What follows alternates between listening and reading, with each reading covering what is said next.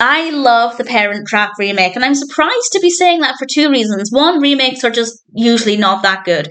And two, I grew up watching the first film, the original, so I have a soft spot for that. But apparently there's room in my heart for the remake. This was released in 1998. It's directed by Nancy Meyers, written by Meyers, David Swift, and Charles Shyer. And we have a cast including, of course, Lindsay Lohan as Hallie and Annie. We also have Dennis Quaid, Natasha Richardson, Elaine, Hendrix, and various others. And Lindsay Lohan gives an absolutely incredible performance. I won't do a direct comparison between this and the original, largely because, well, I did do that in about 2010 or 2011. It's a terrible video, but it's still up if you want to see it. But I will just say that there are enough differences that it felt worthwhile, but enough similarities that it doesn't feel like they're just taking the basic concept and completely ripping it apart. It is still about two girls, Hallie and Annie, who meet at summer camp, and they look identical. Of course, they're both played by Lindsay Lohan, and they begin to realise that one of them only has a mother and one of them only has a father, and they realise that they're actually identical twins. And of course, as with the first film, they want to meet their mother and father respectively, so they decide to swap places. And it works very well. The only thing I could have done without was the scene with the potato. You'll know which scene I mean when you see it. I won't spoil it, but I could have done without that.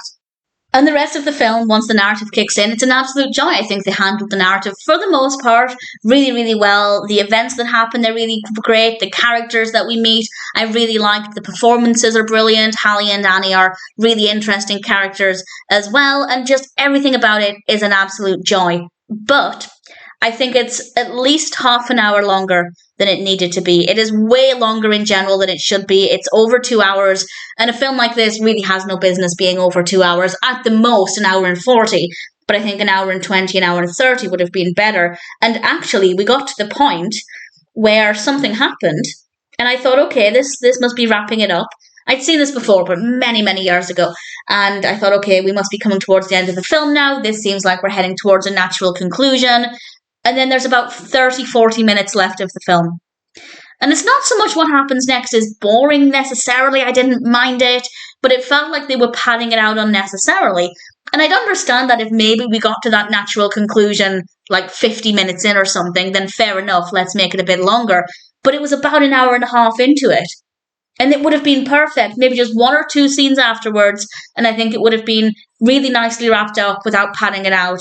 And then they just added so much unnecessary, I don't want to say padding onto the end, because padding makes it sound like it serves no real purpose, but it just felt unnecessary. So realistically, the narrative could have ended way sooner and it would have been a much stronger film. I don't mind what ultimately happened in the last half an hour, 40 minutes, but it was unnecessary. And it just dragged it out, and it didn't need to be there. And obviously, those extra scenes cost them a lot more money. I feel like they spent money they didn't need to spend. They focused on aspects they didn't need to focus on, and I just think it was completely unnecessary. And it's very unusual for that to happen with a film as well. Yes, often films will be longer than they need to be, but the padding is throughout. There are scenes throughout the story that don't need to be there. But to be able to actually identify a point where we could say, okay, let's end it now, and still have at least half an hour of scenes that don't need to be there.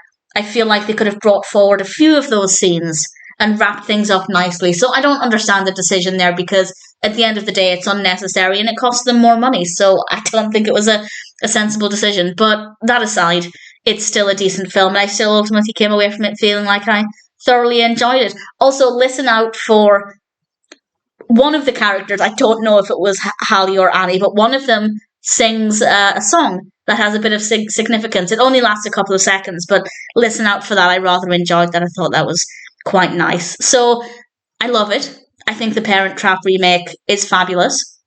And I'm not going to say it was necessary.